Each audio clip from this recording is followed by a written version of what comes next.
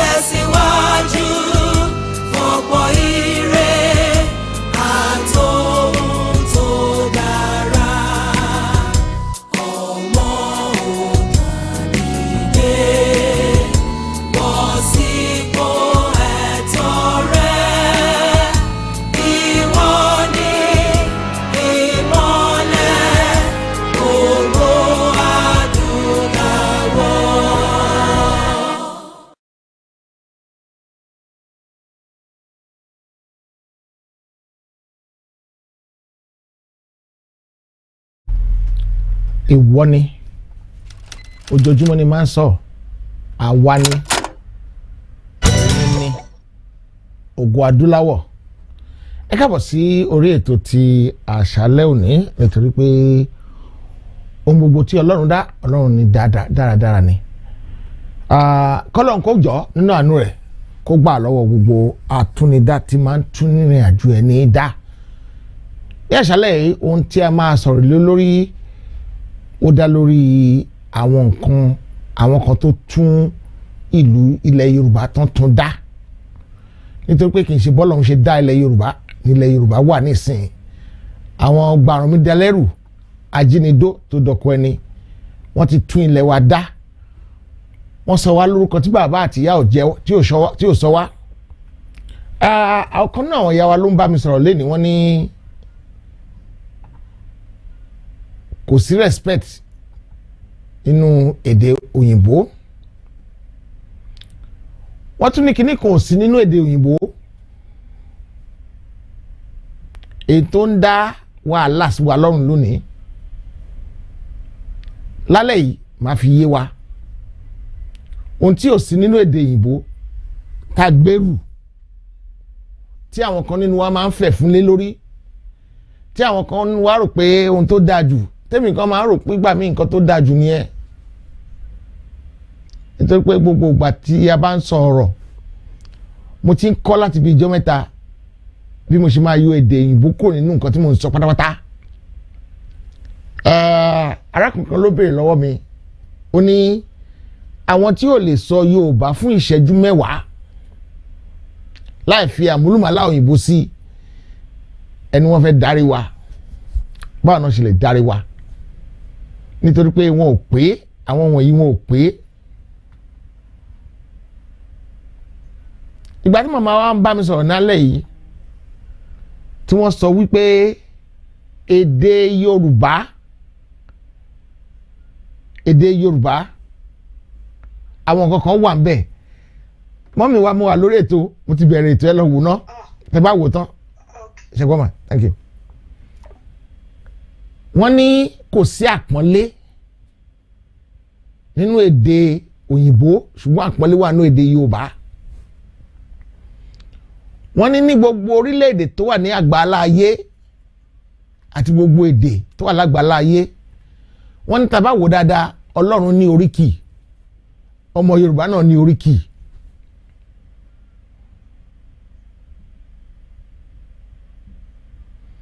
Màmá yẹn wá sọ kìíní kan tó jọ mí lójú. Wọ́n ní kò sáànú nínú èdè òyìnbó.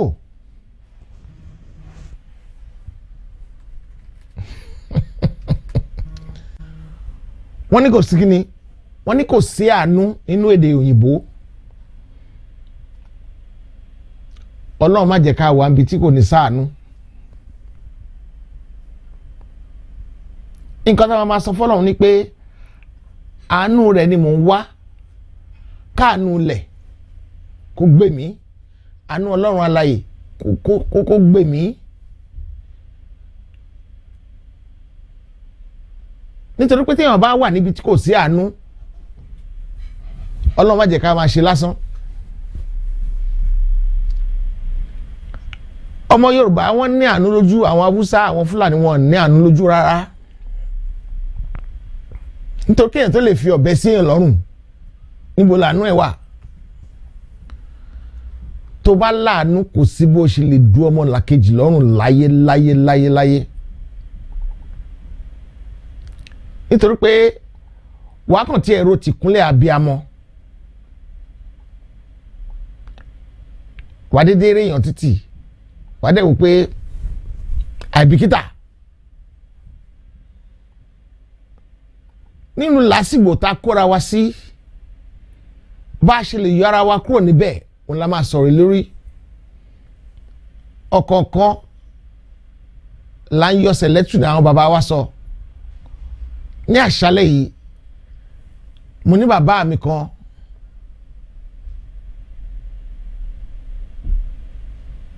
tí òye yé wọn náà ó kọjá díẹ̀. Mo ní wọn níkàlẹ̀,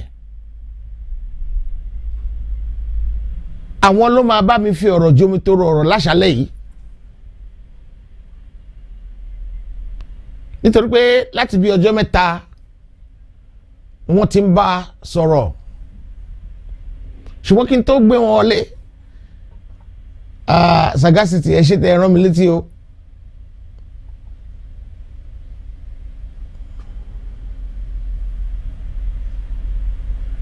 Ní ọ̀la òde òní wọ́n ní rally wà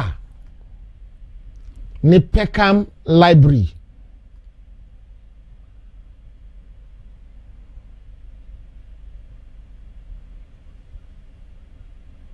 Ní agogo 11 òwúrọ̀ ní ọjọ́ àbámẹ́ta èyí tó ṣe ọjọ́ kìíní oṣù karùn-ún. Wọ́n ní gbogbo ènìyàn lápè. Wọ́n ní oríṣiríṣi ìyàlẹ́nu ló máa wà ń bẹ̀, ṣùgbọ́n wọn gbà mí láyè láti sọ fún yín. Ẹni tó bá wá á rí nǹkan tó dáa tó máa yà lẹ́nu. Ẹni tí ó bá wá náà fún nìkan àbí kejì, Ọlọ́run á bá mi yà wọ́n lẹ́nu sí rere náà nílé ayé tiwọn náà. Mo fẹ́ kí àwọn èèyàn bó ṣe wù mí lọ́kàn, mo fẹ́ kí àwọn èèyàn gbogbo àwọn tó ṣe rálì kan bá wa túyáyá kan túyáyà síbẹ̀, kan jáde kan wá wo ọmọ Yorùbá. Tẹ́lẹ̀tẹ́lẹ̀ a máa lọ ṣe ní gbàgede Trafalgar, a fẹ́ lọ ṣe níbi tí àwọn èèyàn wa ò ti ní rí wa mọ́, nítorí pé àwọn aláwọ̀ funfun là ń ṣe fún bẹ́ẹ̀, àwọn Gẹ̀ẹ́sì là ń ṣe fún bẹ́ẹ̀. A fẹ́ káwọn èèyàn wa mọ̀ nípa nǹkan tá à ń ṣe, nítorí náà la ṣe gbé wa ká wọn mọ́lé. Tán bá ṣẹlẹ̀ ìtàn wọ́n ti máa ṣe ń bòmí náà, bóyá kí n ló máa kàn létà nígbà tó bá yá. Mo sọ́rí bí a ti ń bá ti ń sọ òyìnbó kan máa fáìn mi, kan máa gba owó ṣàkọlẹ̀ lọ́wọ́ mi. Gbogbo òyìnbó tí bá ti ń sọ báyìí a máa kọ sílẹ̀, a máa sọ owó ṣàkọlẹ̀ lórí rẹ̀. Bí a ta wá ṣe bẹ́ẹ̀ fún bíi ọ̀sẹ̀ 2 sí 3, bóyá mọ́ mi lára dáadáa máa yóò òyìnbó kúrò. Tó mo fẹ́ káànú báyìí mi gbé, mo fẹ́ káànú wá mi wálé. Kí ni wàá máa gbé èdè tí ò láàánú nínú tí màá gbé dání fún? Mọ́mì wa àárò lọ́lá ẹ̀kú jẹ́ mẹ́ta o. Òyìnbó náà ni ha rí.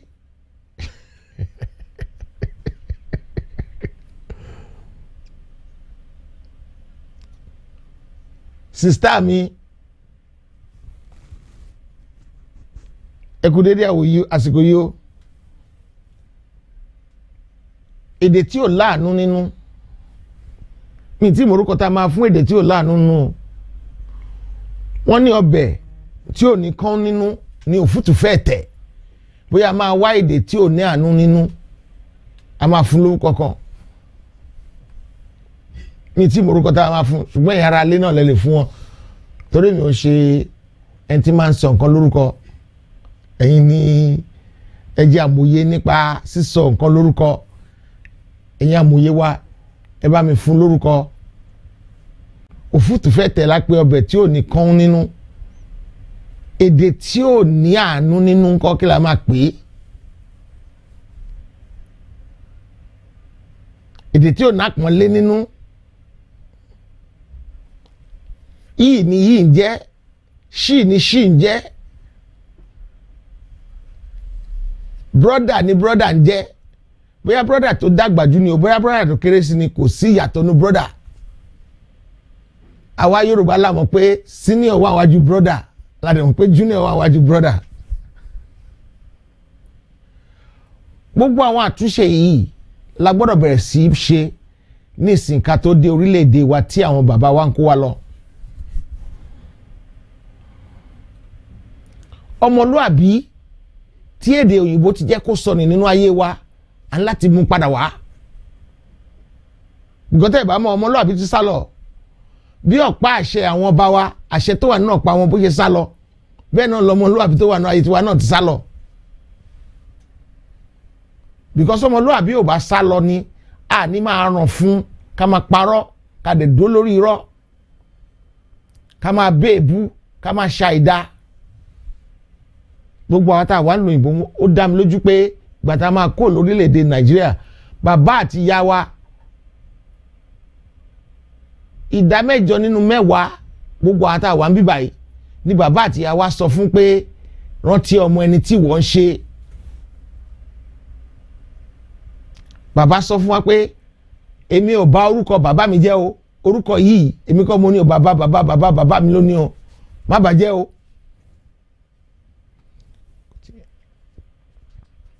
má bàjẹ́ rárá ṣùgbọ́n àtàwọn olúwàbí ti sákúrò mẹ́ torí ẹ̀ la ṣe mú aṣọ ọmọlúwàbí yẹn wá afẹ́ káwọn èèyàn máa rántí pé ọmọlúwàbí ni mí ènìyàn ọmọlúwàbí ni mo fẹ́ jẹ́ ẹ jẹ́ káṣọ ọmọlúwàbí o ènìyàn wọ́n wá sọ pé ìwà rere lọ́láyé ẹ jẹ́ káṣọ ọmọlúwàbí o ènìyàn ẹ jẹ́ káṣọ ọmọlúwàbí o ẹ jẹ́ káṣọ ọmọlúwàbí ẹ jẹ́ káṣọ ọmọlúwàbí o ènìyàn ìwà jẹ́jẹ́ ló láyé wọ́n tún wá ìwà rere ìwà jẹ́jẹ́ ìwà rere ìwà pẹ̀lẹ́ ìwà dáadáa ìwà òtítọ́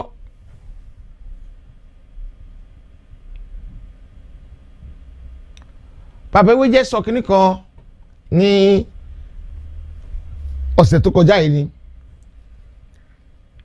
wọ́n ní ẹni tó bá ṣe dáadáa á gbà á ẹni tó bá ṣe burúkú á gbà á mo dẹ̀ fẹ́ bẹ̀ wá gbogbo àtà ń ṣépè lọ́nà àìtọ́ ẹ jẹ́ ká jẹ́ kó mọ níbẹ̀ o nítorí pé ẹni tó bá wùwọ̀ ìpè àṣépè ìpè máa mọ̀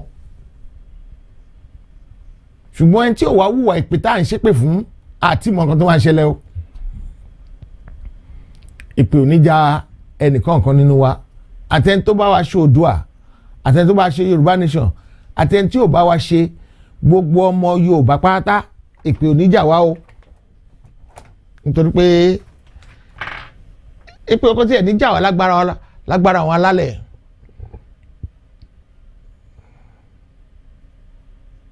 mo kí gbogbo yín káàbọ̀ sí orí ètò tòní ẹ jọ̀ọ́ ẹni tí ò bá tí ì fi ìfẹ́ hàn lórí program ta lẹ́yìn owó tẹ́ ń san lórí nǹkan tẹ́ ń wò lórí ètò tẹ́ ń wò mo tún ti jẹ owó kan torí kò yẹ kí n pè ní èdè ìbò ètò ni kì í ṣe délé bóun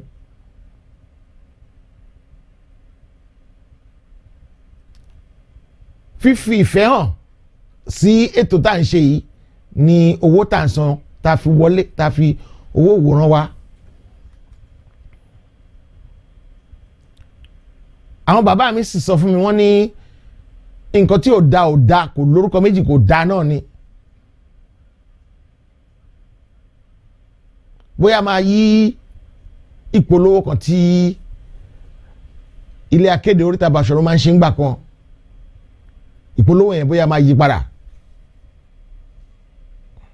ó ní má gbà tí ò da láyè sẹ́ ó ní kí ni tí ò da ó ní àní má gbà tí ò da láyè sẹ́ ó ní kí ni tí ò da ó ní àní kó má gbà tí ò da láyè sẹ́ kí ni tí ò da ṣé nǹkan tó da ni kí Fúlàní gbalẹ̀ wa kódà àbí kí Fúlàní máa fipá bá àwọn obìnrin wa sùn kódà àbí kí Fúlàní máa bẹ́yàn lórí kó máa ṣàyàn ládàá kódà àbí kí Fúlàní gbé màálù kọjá ènìyàn tó bá pa ènìyàn kò kàn wọ́n bọ́ tó bá pa màálù wọ́n máa pariwo ẹnu.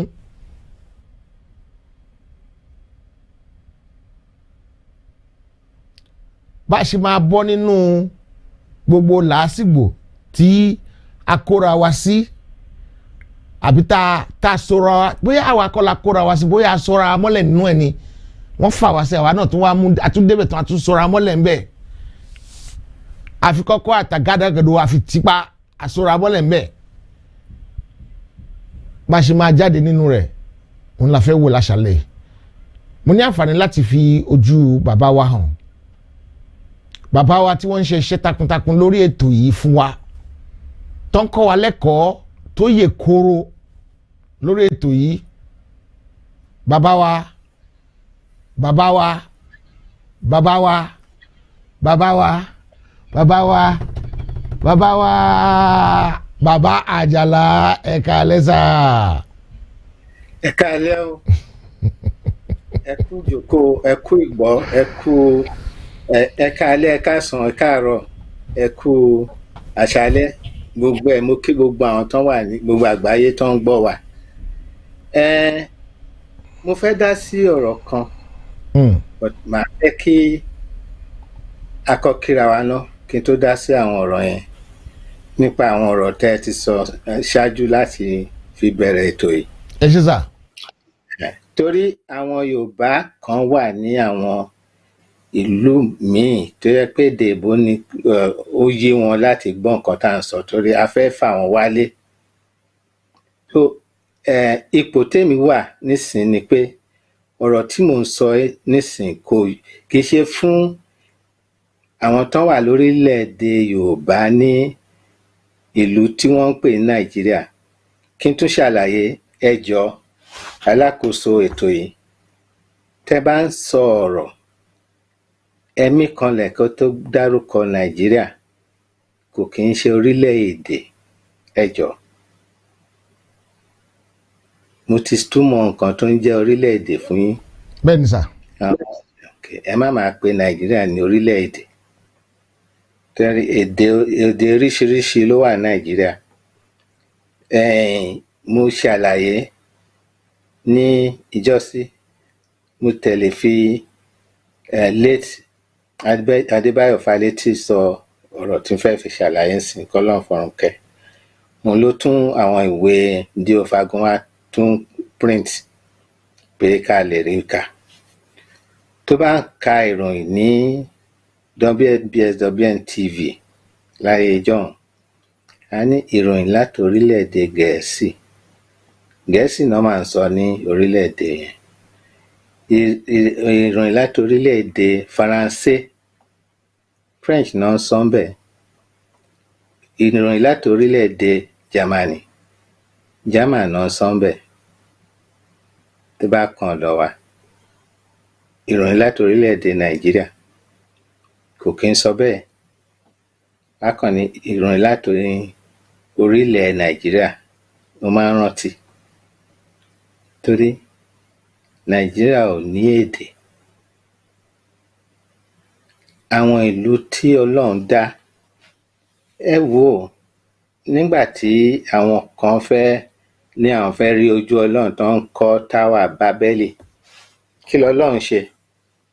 ó wó kalẹ̀ bọ̀ tó pa àwọn ẹ̀dá tó wà ń bẹ̀ ó fún wọn lédè ọ̀tọ̀ọ̀tọ̀. kólúkálùkù lọ múlẹ̀ níbi tó bá rẹ̀ ọ̀nà fi ń ní ìlú. Ṣé tiwa wá jẹ́ ìlú? Ṣé tiwa wá jẹ́ orílẹ̀-èdè? Nǹkan tí a fẹ́ sọ lónìí is the untangling of the mess of the amalgam. And I'm going to speak English language because there are hundreds of thousands and millions of our people worldwide who want to come home. I know of this because I've met several of them in my various walks of life. We need to speak the truth out. Ọ̀pọ̀lọpọ̀ wọn mọ̀ pé Nàìjíríà kọ́ làwọn ti kúrò lọ sí bí Amẹ́ríkà tàbí Brazil tàbí Cuba. Wọ́n mọ̀ pé West Africa, orílẹ̀-èdè àwọn ìlú tán ti ń bọ Ògún, òrìṣà ní ẹ̀sìn àti Ifá, ibẹ̀ làwọn ti kúrò, not Nigeria. And ṣé rí orúkọ tó ń jẹ́ Nàìjíríà yẹn 1897 ni Flora Shaw ronú pé wọ́n máa fẹ́ fún agbègbè táwọn fẹ́ gbà lọ́wọ́ àwọn French.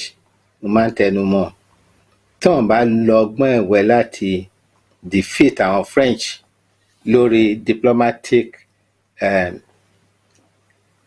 battle tó ń jà for 8 years from 1890 to 1898. Bẹ́ẹ̀ni sà.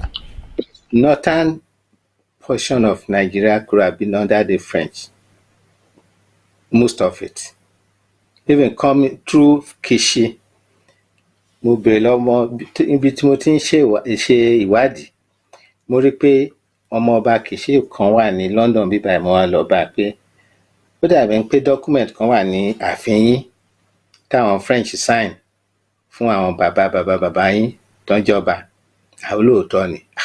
Ó ní báwo mo ṣe wọ̀n, mo ní mo sọ́ọ̀rì, mo ń wádìí ni o, torí lọ́jọ́ iwájú tá bá máa sọ̀rọ̀ nípa bí orílẹ̀ Nàìjíríà ṣe jẹ́ tá a dẹ̀ wá bára wa nínú ẹ̀, torí ilẹ̀ wa kọjá Nàìjíríà, kò mọ́ nínú Nàìjíríà. Ilẹ̀ Yorùbá kọjá Nàìjíríà sí Benin, sí Togo. Nígbà tí ní bòdè wa ní Togo náà ti lé Baṣọ̀run Gáà sí Southern Accra tó ń lọ tẹ̀dó síbẹ̀. Àwọn náà ń jẹ́ Gáà of Ghana, àwọn ọmọ Baṣọ̀run Gáà. Àwọn náà kẹ̀dẹ̀rẹ̀ wọ́n mọ̀ pé Yorùbá làwọn. Yorùbá pín sí oríṣiríṣi káàkiri àgbáyé, a wà káàkiri, bọ́bí tá a pọ̀ sí jù ní West Africa, a pọ̀ sí Ivory Coast náà. At least a quarter of the population of Ivory Coast are Yorubas. Kì í ṣe ìgbà tí wọ́n dá Nàìjíríà lẹ́nu tó débẹ̀, wọ́n ti wà ń bẹ̀ tipẹ́.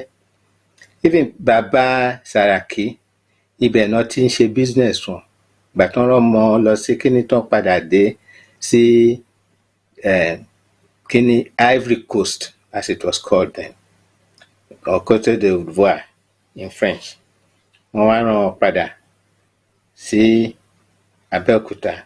Wọ́n wá tún wá sọ fún wọn pé kán lọ dúró sí Ìlọrin kéwú dáadáa. Why? Torí pé Emir wà ní Ìlọrin àti ilé kó tán ròbó jìnnà wà ń bẹ̀ tó máa sòdodo fún wọn.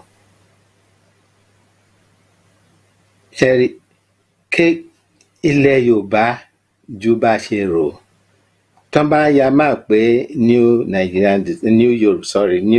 Yoruba Nation, ó kọjá bọ́dà Nàìjíríà. Àwọn òyìnbó ló dé, àwọn àti French. Mo sọ fún yín pé 8 years náà fi jàjà yẹn, diplomatic battle ni. Wọn ò fẹ́ gbógun wá sí náà ṣe sọ fún wọn pé ẹ yanjú ẹ̀, ó ní àwọn nǹkan tẹ́ ẹ fọwọ́ sí Tunisia. And then wọ́n colonize wọn mọ́ desert, so mí pé àṣẹ wọn dé fringes of the rainforest of our land. And one thing tí mo tún fi Mama Button sọ pé ancient empires of Africa. I mentioned Ghana, Guinea, Mali, Songhai. All of them, none of them penetrated to our land. It's like we were sacred people. And that's why I tell people, later on, mo máa bẹ̀rẹ̀ sí í fi map àwòrán bí gbogbo ẹ̀ ṣe rí so that kó lè yẹ gbogbo wa kedere. Nǹkan báyìí ni ó ṣẹlẹ̀. Àti pé bá a ṣe wà nísìnyí lọ́wọ́lọ́wọ́ báyìí, bọ́dà Nàìjíríà ò sí mọ́ ní northern part. In fact, ó ti pẹ́ tí ò ti sí bọ́dà láti ìgbà tá a ti gba independence. Torí àwọn ẹ̀gbọ́n wa tó ń ṣiṣẹ́ ní customs, wọ́n máa ń sọ pé táwọn bá ń kọjá, welcome, goodbye. Ṣé bọ́dà wà ń bẹ̀? No. Àdẹ̀jókòó sísàlẹ̀ à ń pariwo Nàìjà, kíní kan gidi. For God's sake, it goes my mind that people are not looking. Okay, of recent, ẹ wo bí gbogbo nǹkan ṣe wọ́n ní south nsìn. Buhari close borders in the south. Ìgbà tó rí pé ó fẹ́ pa èèyàn àwọn lára, the west pulled the next largest amount of votes. It was just for 57 seats. The north pulled the least amount of votes. It was for 168 seats. And out of this, the north was comfortable enough to win 134 seats in 1959 election. And the west, they won 57 plus the remnant of the voters in the middle belt, including Ilorin province, and additional seats. They ended up at a meager 73 seats. The east also got some extra seats from the middle belt of the eastern region, which was not part of eastern region, and they ended up with 83 seats. How would they form a government? But let me remind you too, because the truth should be told. Zik had already made up his mind way back 1948 that if any time election comes, he's going to ally with the North. So the game of playing that they were having a meeting with Awolow's team, it was a farce. That's the fact, the truth. And in fact that the Igbos think it was because of the Civil War, therefore they hate. The Igbos have already laid down the gauntlet right from the beginning of the game of numbers and trying to. I don't think they were not negotiating, they were just discussing. Because if you negotiate, you have to put some terms of reference down. Same thing happened in 1953. We have to see the truth. So Zik's party decided to go with, and again, he was not very happy that, well, Awolowo was able to run free head and free education and agricultural development, research stations, training institutes,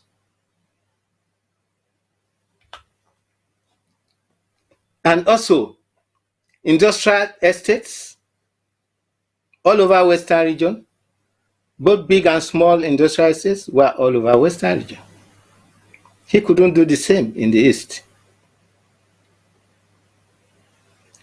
Their own free health and free education and free health just lasted for 9 months. I grew up during the time, so I'm talking about facts. So a lot of them, particularly from Onitsha area, started coming to Asaba, Ubashiku, Agbo.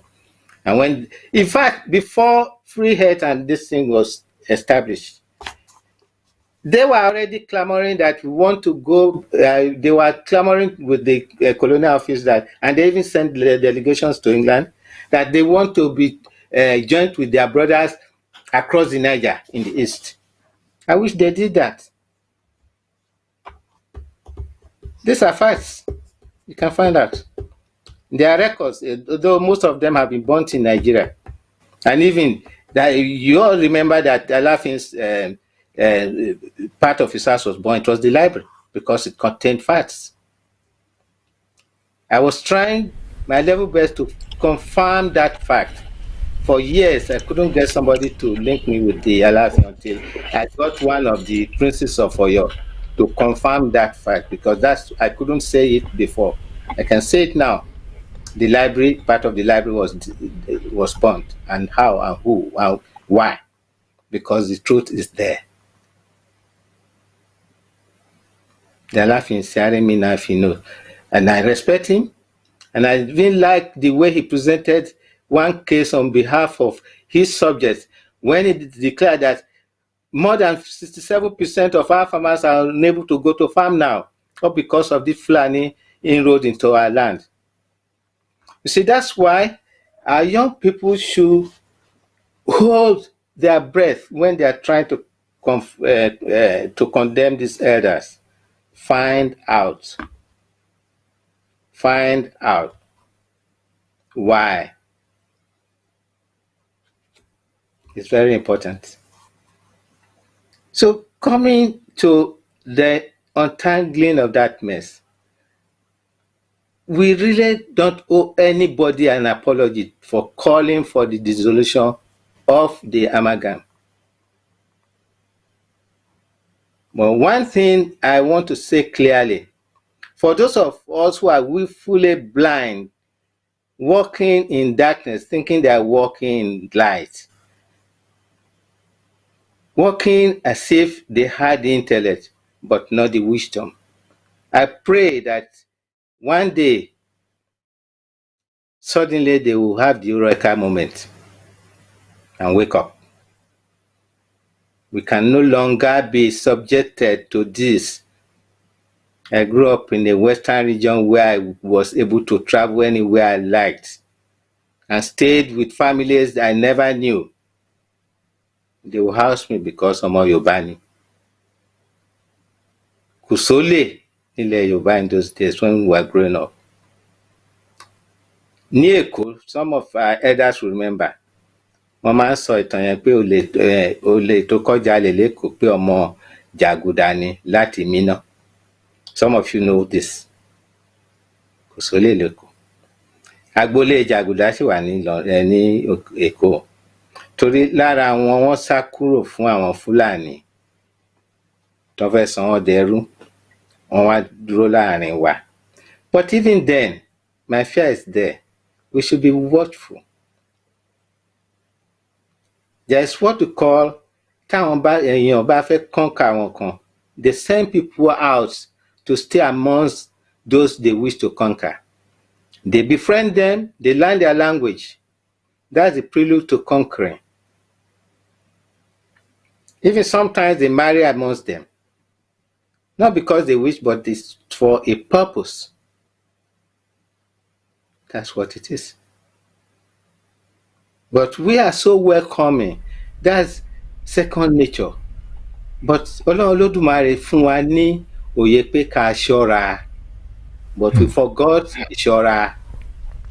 We forgot ìṣọ́ra. We forgot ìṣọ́ra. And that's why for years a lot of them have lived amongst us. And some of us think they are friends. They are not. They are not. Even if you have them as friends, when it comes to the crunch, they will deny you. That's the fact. It's prelude to the dissolution of the amalgam that we are talking about now. And that's what I stand on. We're not talking of petitioning. We are making an affirmation of intent so that all the peoples that have been trapped for so long will now be free like the bird of the air to start to develop their different estates that have been trapped into a Nigeria that is a trading post. Those people set it up, warned that it is the presence of us that is keeping it together in 1953 when they went to discuss how to get independence. There was no proper negotiation.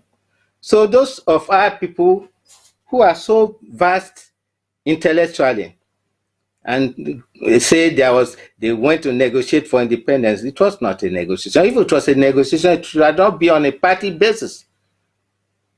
It should have been by representations of the people, particularly those initial people who signed us into the first part, the Southern Protectorate. They did not sign us into the amalgamation. Let me tell you quickly. They did not sign us into the amalgamation.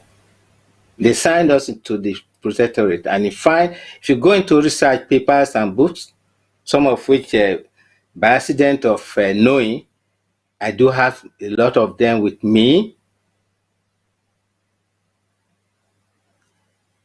Lagos Colony and Yoruba land. For those of you who say I saw something that was trending in WhatsApp. I felt very sad. Why are these people not finding out? That was the story about the Hidara's writing of the book 17 Years in Yoruba Country. That book was published in 1870. Fourth edition was 1877. And then rare book re-edition was also published in recent times, and it was sold in Odushete bookshop and all the various CMS bookshops throughout Western Nigeria. How many of you tried to find out? Unfortunately, I do have a copy. When I saw it, I said, this is not a main thing. That's not the issue. Okay, if they hid it, will you find it? Don't you ask yourself some questions about what you put out? Is this true?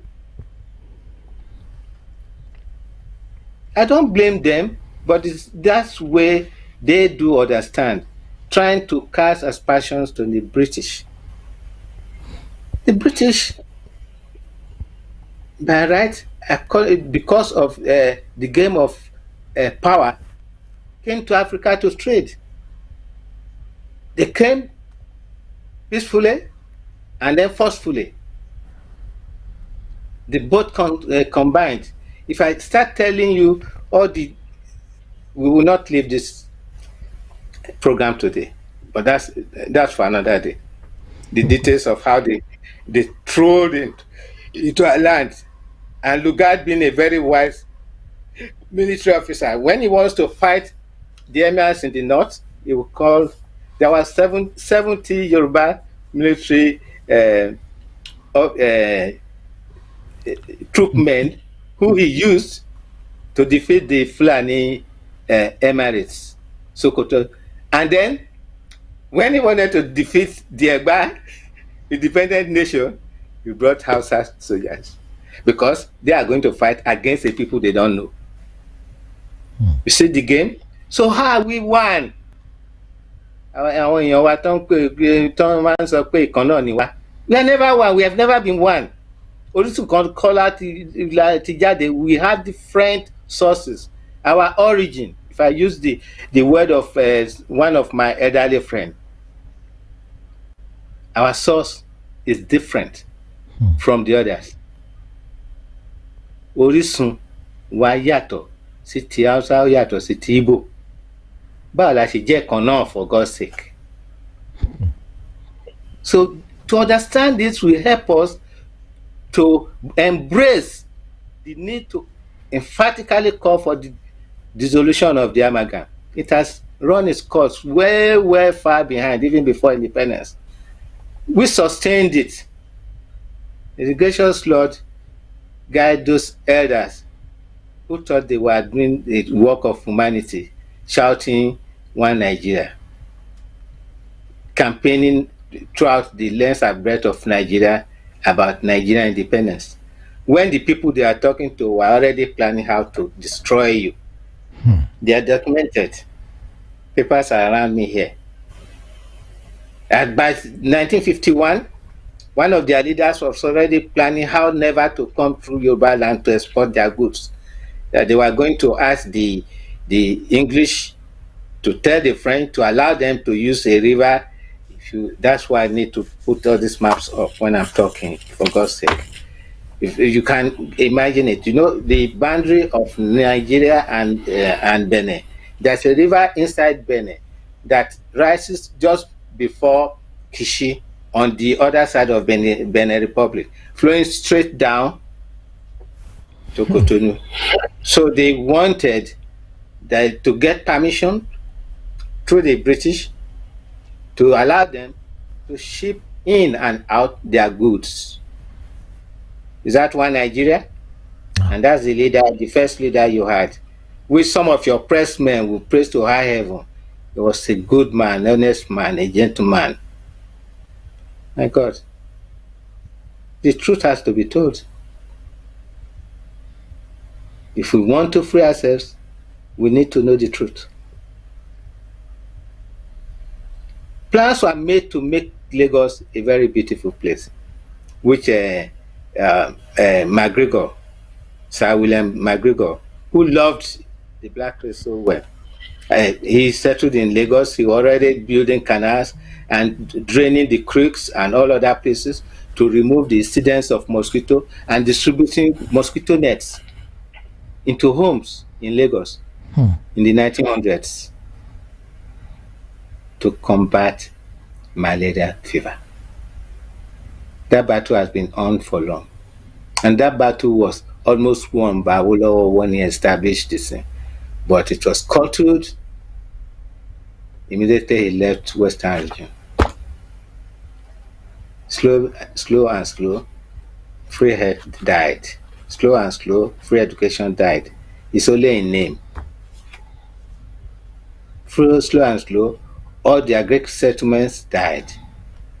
The institutes of development planning died.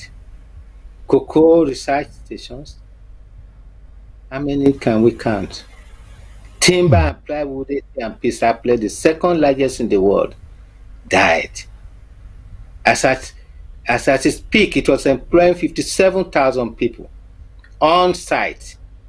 And imagine the extended involvement of other people throughout Western region and up to Eastern region.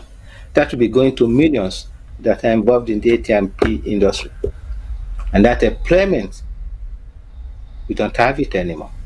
The Ikeja industrial estate, most of the industry, most of the houses that were holding the industries are now churches. Is that a pride? It is not. So why are we holding tenaciously to Nigeria that is destroying our future? It's like we mortgage our future into a Nigeria that does not love us. And even coming to Awolowo himself, our great leader, he was messed up on the night of the putting down the flag and raising the Nigerian flag. That should tell us a big story. That, look, let us rethink. Do we really need Nigeria to survive? Western region was the breadbasket of Nigeria. Even during the so-called civil war, which I refuse to admit as a civil war, it wasn't a civil war. It was a war of attrition against the Igbos. If it's a civil war, it's a war conducted between a people who are of the same kind. That's what we call a civil war. So we have been using many terms wrongly, like calling Nigeria a nation. It is not. And please, for all of us, before we mention the name Nigeria, let us breathe down and remember that it is not a nation. And why do we want to keep it? It has no meaning to any one of us. Even the young ones, the kókó tó ń ṣe bí nísìn, màmá ẹ̀ láti ra òwú lọ sí hospital yẹn tó bá ní owó ẹ̀. And most of them nowadays can't go to hospital. Church, nothing bímọ. Is that a country that we should be proud of? And some of them die in the church for lack of proper medical treatment. These are sad stories. There are thousands of these stories that is amongst us. Why should we be indifferent to the sufferings of our kind? Yorùbá ní ṣáà ní gbogbo wa. Olódùmarè ò kọ́ wa bẹ́ẹ̀. Olódùmarè ti dìde ń sìn tó ní a gbọ́dọ̀ dáwọ́ dúró ní àpọ̀n tí ò yọ̀ tá à ń fà pẹ̀lú Nàìjíríà. We don't need Nigeria to survive. We have the brains, the intellect, and the wisdom. Ìyẹn ni kókó. So. Bàbá ẹ jẹ́ kí n sáré yànnà náà ọ̀rọ̀ kan fún àwọn aráalé. Tí ó bá jẹ́ pé ẹ̀ ń tẹ̀lé bàbá Àjàlá bọ̀ láti bí ọjọ́ mẹ́ta, ẹ ó ti rí i dájú ìdí tí àwọn bàbá wa ò ṣe lè sọ̀rọ̀ lórí ọ̀pọ̀lọpọ̀ nǹkan tẹ́lẹ̀tẹ́lẹ̀. Kì í ṣe pé wọn lẹ́nu ọ̀rọ̀, kì í ṣe pé wọn mọ̀ ọ̀rọ̀ sọ. It all has to do with games of numbers. Wọ́n ti di rìkíṣí yẹn láti bẹ̀rẹ̀ wá. Ẹgbọ́n bí bàbá ṣe sọ fún wa wípé àwọn representative 115 or 158 to 77 and 57. How could you compete with that kind of a people? Shifting all the hammeries up north. How to elect people into power. They get things passed in the house easily, whereas it's difficult for us to pass things. It is the foundation àti bẹ̀rẹ̀ ló ti wọ́ wá. Nítorí pé wọ́ wá láti bẹ̀rẹ̀ yẹn, ó ṣòro fún kéèyàn ní ẹ̀gbọ́n kan nínú ilé. Number one, ẹ̀gbọ́n yẹn ju ẹ lọ. Ẹ̀gbọ́n yẹn tún ja boxer. Ó wá ń yàn ẹ jẹ, ó wá ń pariwo. Ṣó fẹ́ bàjá ni ayé yín ẹ̀. Ṣùgbọ́n ní báyìí, àwọn alálẹ̀ Ọlọ́run Elédùmarè, the Almighty God, Allah, Elédùmarè, whatever you want to call it, ó ti dìde láti gbà wá kúrò ní oko ẹrú yìí. Kì í ṣe pé àwọn bàbá kan gbẹnu wọn falágbáfọ̀. Because I was listening to another father and he said, our Almighty Allah will come up and say any jargons and nothing happens. Ẹ jẹ́ kí Southern saw anything. Ta ló wà ní house? Tó máa fẹ́ vote house. They will vote anything, any jargons in.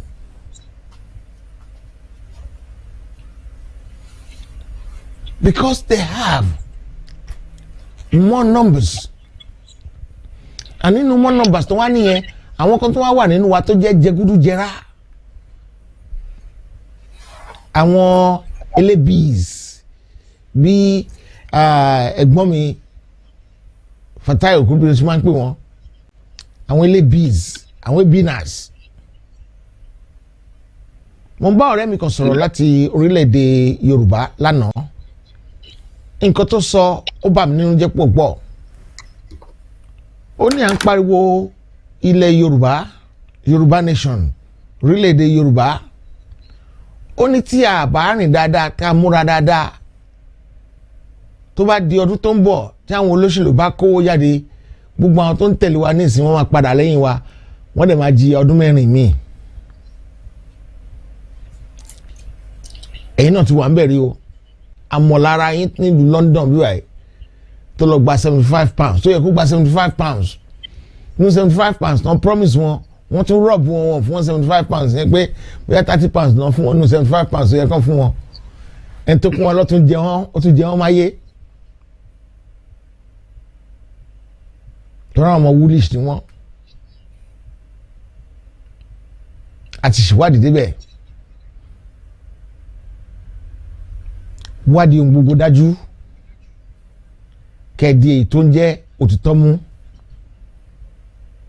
lálẹ́ ọjọ́ sí lálẹ́ ìjẹta àbíjẹrin tí arákùnrin wa kan sọ̀rọ̀ kan pé àwọn bàbá kan ti sọ pé restructuring làwọn fẹ́ àwádìí pàtó ti lálẹ́ arákùnrin náà tún jáde padà again ó ní pé Yorùbá Nation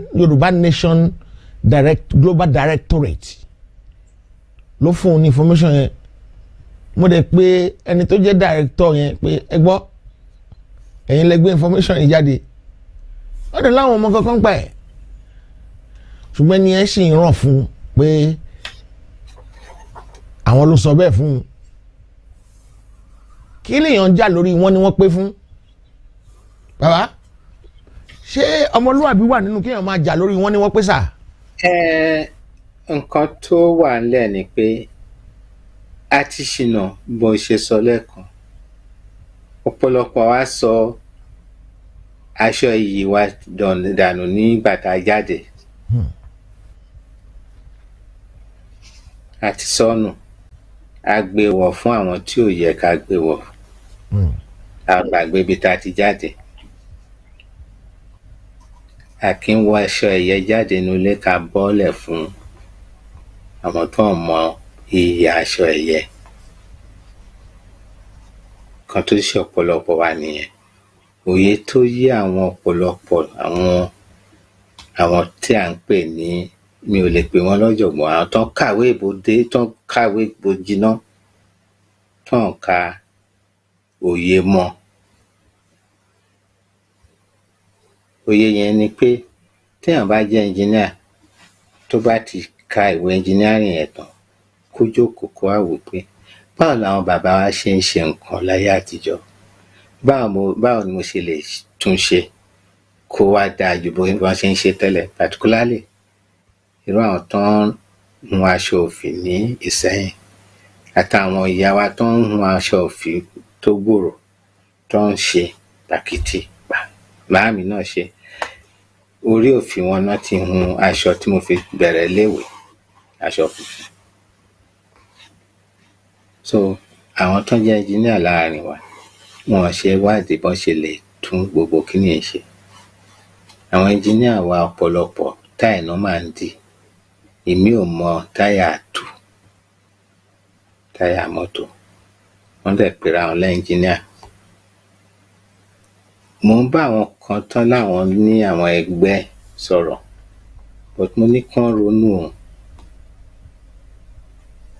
ìrònú yẹn dàbí ẹni pé tí wọ́n bá ní káwọn èèyàn ronú wọ́n need láti sọ nípa ibi tí wọ́n ń lọ òye tí wọ́n ní ọgbọ́n tọ́lọ́run lódùmarè fún wọn àti bí wọ́n ṣe ń hùwà sí àwọn ìbẹ̀rẹ̀ ọmọlúwàbí nìyẹn tí wọ́n bá ṣe nǹkan sí wọn kán má ṣe ọkàn fùfùfù kán wádìí ìgbà yẹn náà máa mọ kódóró ọ̀rọ̀.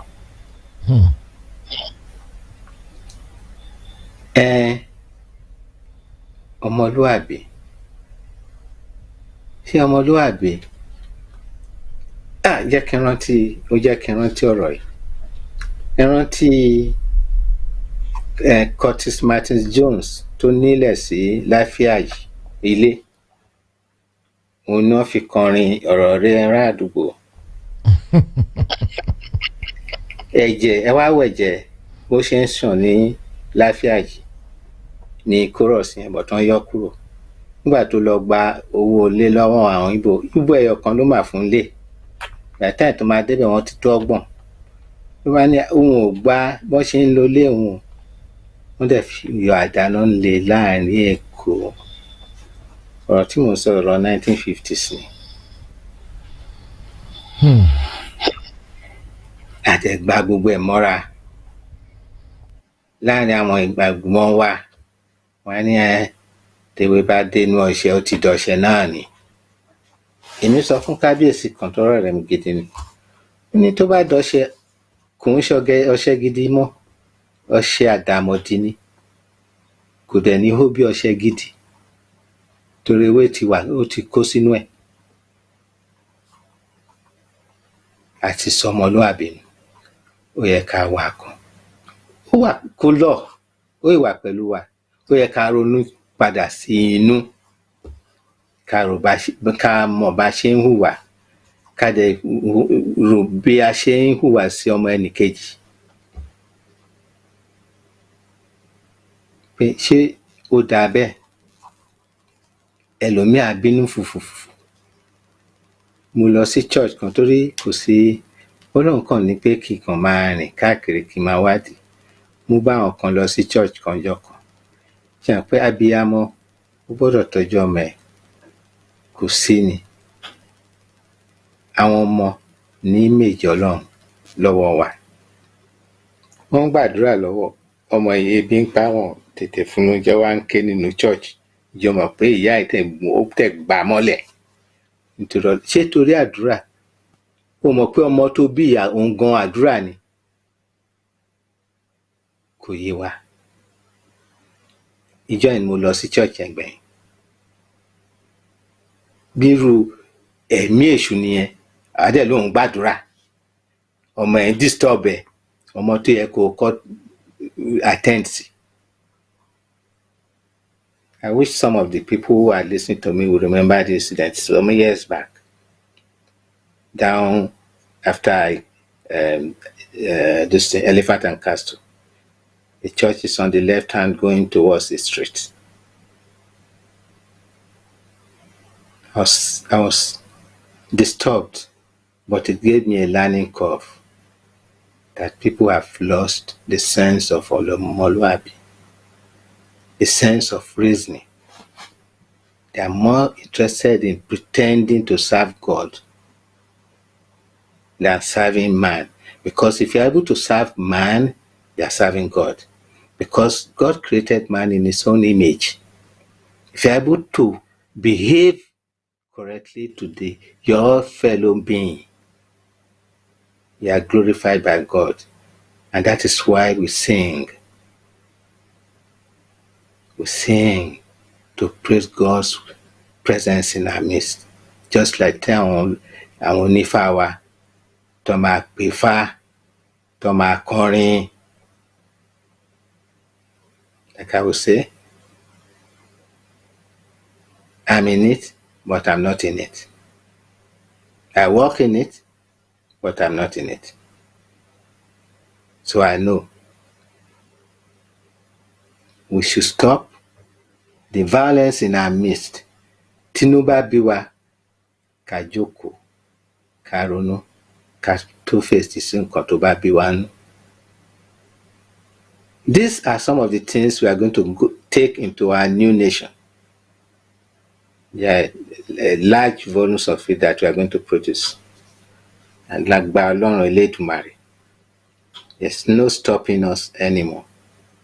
Because we are calling for the dissolution of the amalgam from source, because it should not have existed in the first place.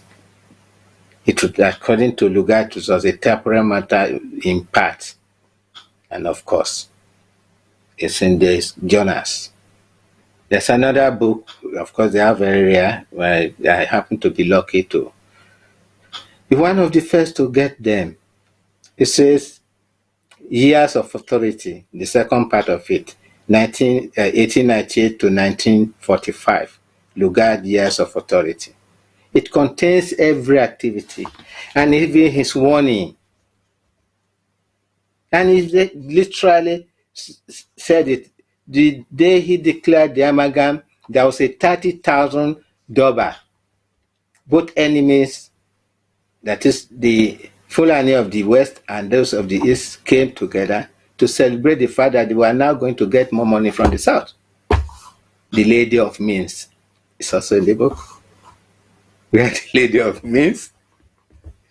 And so, literally, we've been tí bá máa sọ ní èdè Yorùbá àti ń gbẹ̀rù ẹ̀ṣẹ̀ wọn láti 1906 ó wà léjìká wa, ó ti wá ń tẹ̀ wá rí làwa sọ pé ẹrù yìí ti pọ̀ jù, gbó láti ń wò láti jọ́ yìí. That's what is inspiring all of us now. Those of us who do not know should start to know now. We've been carrying the burden of Northern territories since 1906. And you see and now it's not only Northern territories. There's a budgetary department for Niger in our federal house now. So there's a provisional budgetary department where they make budgets for Niger, and it is passed by a house, approved. You all see it, and we all keep quiet. It means the country has been dissolved. It has extended its boundary to Niger. And then they close our borders. We cannot do our business. And they open the borders to one of their own kind. That's the statement I said to one of our elders when Falaye was captured and kept for some days. How did the Fulani who captured him know that they were supposed to release him? They all have this small radio. It's transmitting on short wave. It covers the whole of West Africa. I know that. So they be called to arms, and they are called to move through those radios. There are signals they listen to. You notice that most of them put it by their ear. Please, if I'm lying, please tell me. I've seen it. I go round. I travel around the length of Yoruba land to see firsthand what is happening. And the degradation of our land. Every place is... Some of you saw the picture of hundreds of cattle in the frontage of the Deji's Palace. Is that correct? Is that what a modern society should be witnessing? Or even in Lagos? I tell you again, the land in the north can take all the cattle they have in West Africa 18 times, and there still be land left. What do they need in our forest? In the past, they used to bring cattle in articulated lorries, trailers with another mini trailer behind that does not have an engine. Some of us have seen them before when we were growing up. And then they have places they have to land where the cattle are now distributed quietly into the abattoirs for slaughter. At some point, when we pretended to have a similarly developed society, we had the national abattoir in Bauchi, where sometimes some of us must have seen it before, the Nigerian canning factory, meat canning factory and co. They were making one of the best corned beefs in Bauchi to be distributed throughout Nigeria and West Africa. That factory died. The manager in Otana decided to use the money to serve the people. There was an investigation. Please, it's not a laughing, it is a sad story. We all ignore this. Some of our big men, we ignore it to our own peril. I have a map that I tried to move, which I said the Islamic Republic, this sovereign Islamic Republic in Nigeria, we all ignore it to our own peril. It has broken the boundary between them and Niger, and now you have in the federal house a committee that decides the budgetary allocation for Niger. And then you say you have a country? I can debate this anywhere in the world, because we've had enough of these lies. After all of us saw governors and all that from Niger coming to campaign in the north. Did governors from Benin Republic, where we have our own kind, come to our land to come and campaign? What is good for the goose is good for the gander. In Bolo Sobe. And then again, I want to say, tí ó bá dàbí pé inú bí wa, ìtàn sọ pé òyìnbó ní nǹkan tó ń pè ní kí náà pè náà fún wọn ní àánú. What's the meaning of sympathy and empathy? Condolence. What you should say is that they do not emphasize it like we do. They do have it. There's some very passionate ones amongst them. I've lived and known them. So we should not predicate our suffering on such terms. It is not necessary. It is not necessary. àwọn lára wọn gbọ́ èdè Yorùbá. There are some professors of Yorùbá tẹ́ ìrántí orúkọ lédè yẹn kì í ṣe òun nìkan tó bá wọṣọ wa tó ta gèlè mọ́, you think she's a proper Yorùbá from ààfin ó kàn pupa ni. lọ́kàn pupa ni. àwa wọṣọ àwa dàbí bóyá Hausa aṣọ máa wọlẹ̀, not to ìtànpé ní ọmọlúwàbí is part of it. Our way of dressing should reflect the Yoruba race, not another race, if we want to dress in our native form. A gbà pé àwọn Igbo wọn á wọ agbádá wọn á dẹ̀ dé fìlà sí, á dé fìlà òyìnbó sí. We don't do that in Yoruba land. So you see the differences. And if you go to Igbo land, tó bá lo fẹ́ ra lẹ̀ tó gbé ẹsẹ̀ lẹ̀ kó wọn ẹsẹ̀ bàtà rẹ̀ pé mo fẹ́ rà, they won't ever sell to you. How much more to their own kind? And then we say we are one Nigeria. And if you live in the north for too long, except to start wearing dresses like you to try to fit into them and thanking the grace of God that they don't discover you, a lot of our people have lost their lives. Hundreds of thousands. Ẹ rántí ìgbà kíní just riots táwọn ará Ògbómọ̀ṣọ́ kan dé tí wọ́n sọ pé kíní ni ìdí òsè ní ìgbọ̀tọ̀ ọ̀pọ̀lọpọ̀ a máa ń fi kíní ẹ̀ ṣe yẹ. We should cry in our minds that they are lost people and find solace for them. We should not revel in the suffering of any Yoruba person. It is our own problem. It's our collective problem to feel pity for some of us that are suffering currently. There are hundreds of thousands of our people that even my own uncle I grew up to meet suffered from the north. So when I say grew up to meet, that's talking about the 50s. So kini ti bẹ̀rẹ̀ ti pẹ́, right from the day the country was created, because their vision was that they are going to conquer the land of the infidels, Awa, to the sea. And you find that the white men describe us as a highly civilized people, with industrious, with effective commerce in the south. But look at man presents when he goes to London. These are some of the things I'm going to say in our next take. Pay our jungle language, whereas there were already schools in the south that were older than Nigeria itself. You all know this. Lugard regarded this. You see, Lugard committed the British into taking us treason and forgery and whatever you can call it. I said that time, one of them was so annoyed because he was a senior officer. He now was tactful in his presentation. They are not the anatomy of lying. You all know that. And you perfect, you know, irọ́ yẹn wá ti di òótọ́ lójú àwọn ẹlòmíì. Yeah. Baba, because of the rally tomorrow, we're going to be stopping soon because of the rally tomorrow, because I still have to do so many things for that rally to work very well. Ladies and gentlemen, Baba will be back again tomorrow. Abi, you're all right? Yes, you are. Okay. Baba will be back again tomorrow, and the topic tomorrow will be the Nigeria, the anatomy of lies. Nigeria apostrophe the anatomies of lies.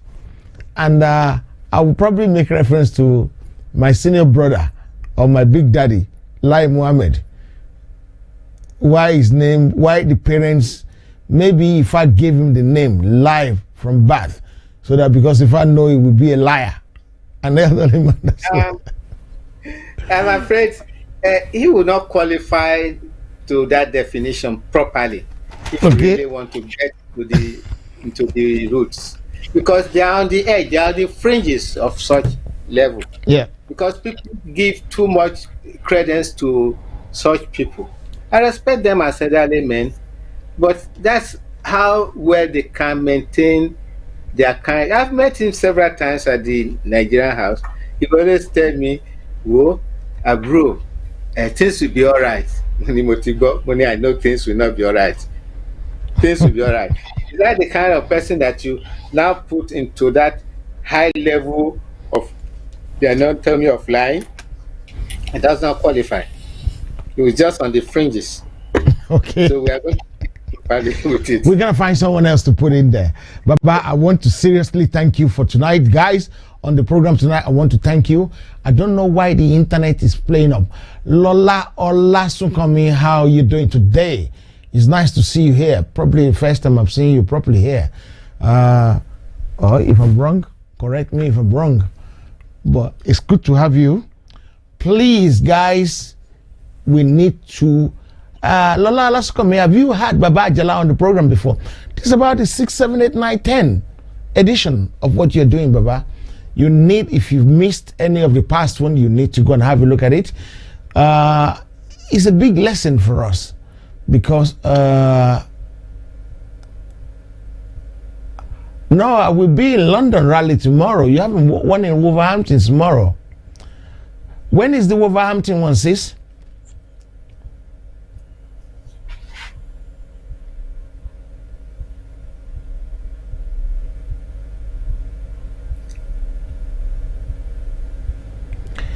The government might try to ban the rally, but I don't think we're going to succumb to that. I don't think we're going to succumb to that. I'm still going to have a couple of meetings with some few people tonight about what is going on, so that I know exactly what's going on. And I will be back in town. I will be in town tomorrow to. No, we're having a rally in London tomorrow as well. You guys didn't tell us. If you tell us, we'll probably have shifted around so that we, somebody like me could be there, or even my wife could have been there. But that's not the end of the world. Guys, I want to thank you, Baba. I want to seriously thank you for all you've been doing for us. We appreciate you. Your children online appreciate you. They thank you so much for what you've done. Baba, I will see you tomorrow by the grace of God. All of them for listening to me. May the gracious Lord Olodumare guide and be with them in this journey. Struggle. Emphatic call for the dissolution of the Amalgam. We don't have anything to do. We are not begging, we are not agitating, we are calling for the dissolution of the Amalgam. We've had enough. Okay. Thank you very much, Daddy. God bless you. Yeah. Ladies and gentlemen, it's been a wonderful time talking to this knowledgeable elder who has sacrificed his own time. It's not very easy keeping an elderly man this late every night for the past few weeks. I've learned a lot.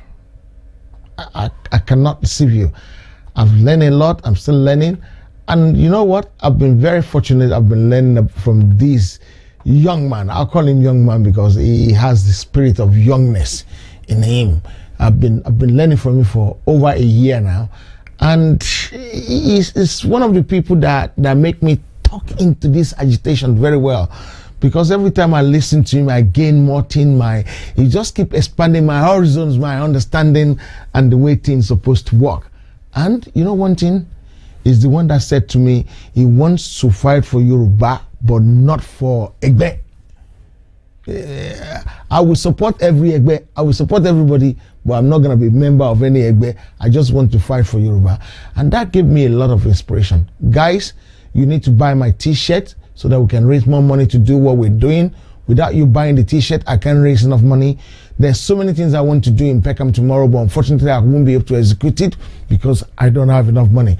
I have not been making sales this week because we were changing some few things in the printing room. If you, Baba, please, I want you to be my mentor. Please, Baba. Baba can be your mentor, but Baba is an old man. Baba is an elderly man. Baba is trying to say something, but I've actually turned his microphone off because I want him to go and rest, right? So if you want to support Baba, right, Baba wants you to tell somebody about Yoruba Nation. He doesn't want anything from you. Can I tell you one thing? Baba is even supporting heritage financially. Baba is supporting with all his wisdom, and is still supporting heritage financially. This is how generous, how progressive. Baba Onse Mua. Right? He's not taking my time to do this program. I'm not taking his time to do this program.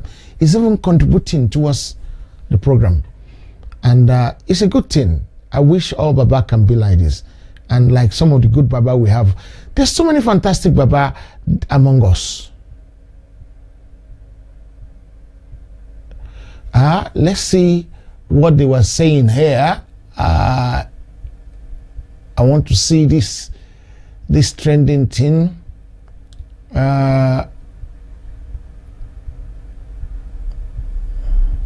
Yes, I believe it's going to go on.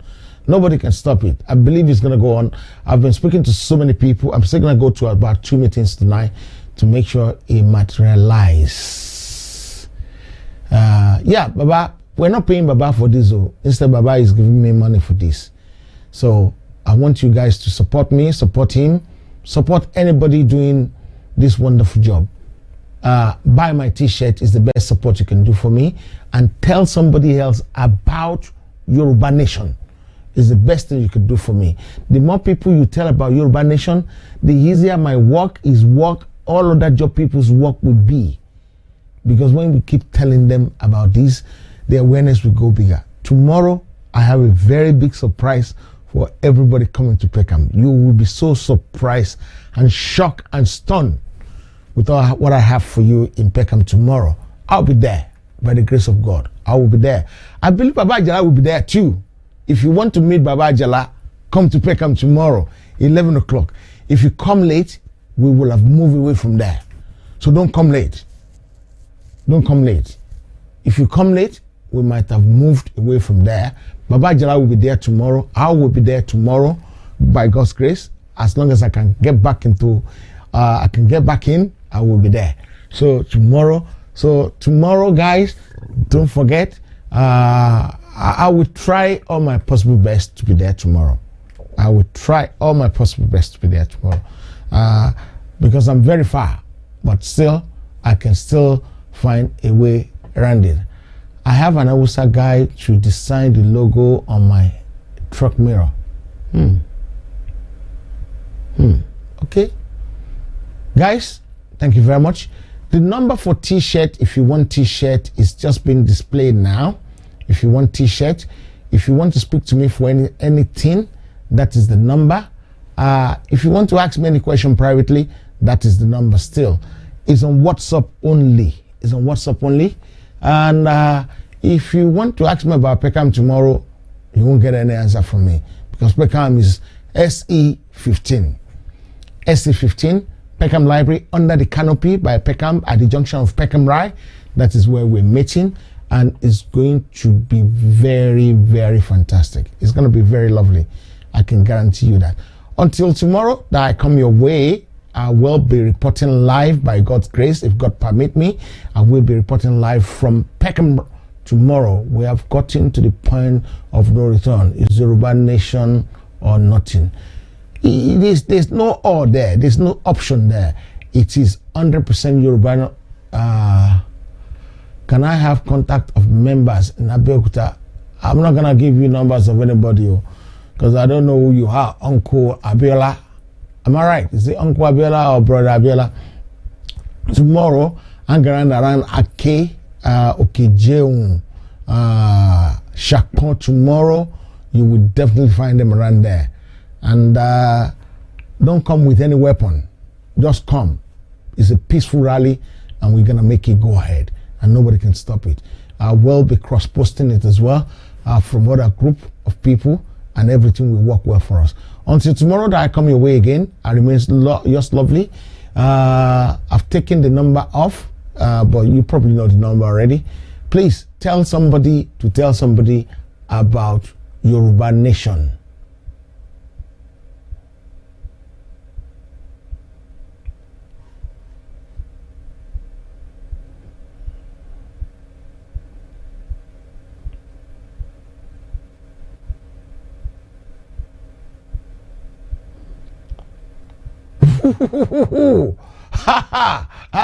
Ariwu lesson, Mr. Femi Esoro. That's nice. Anyway, guys, take care of yourself. Good night and God bless you. Bye-bye. Love you all. ẹ̀yin èèyàn wa ẹ jẹ́ ká jọ jùmọ̀ kọ orin ilẹ̀ Yorùbá àwa ni ògo adúláwọ̀.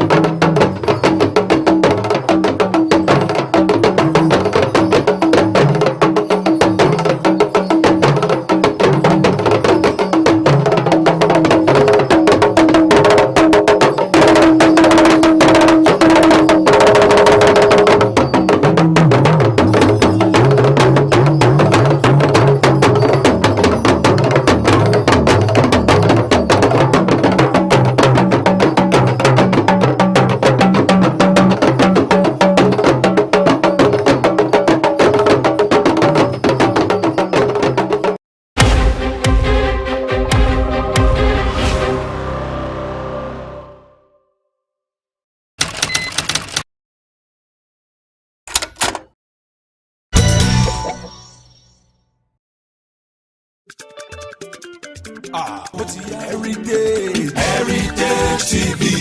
La la la la la. Heritage TV. Everybody in London, have you heard that Heritage Television has come up with something new? All your functions and celebrations can now be multi-camera live stream. That was only reserved for the rich and famous. Having a function in London can be viewed clean and clear immediately from any part of the world. Trust Heritage TV to give you a better reach. Heritage Television also does photography that will make you the envy of all your friends and family. Heritage Television is the best. All your functions like birthdays, funerals, weddings, church anniversaries or harvest. Heritage Television is the master. We are in the heart of London with an ultra-modern equipped studio. You can call us on 020-800-46100 or email us info@heritagetv.co.uk or mobile 0734 1234 560. Heritage Television will do you proud.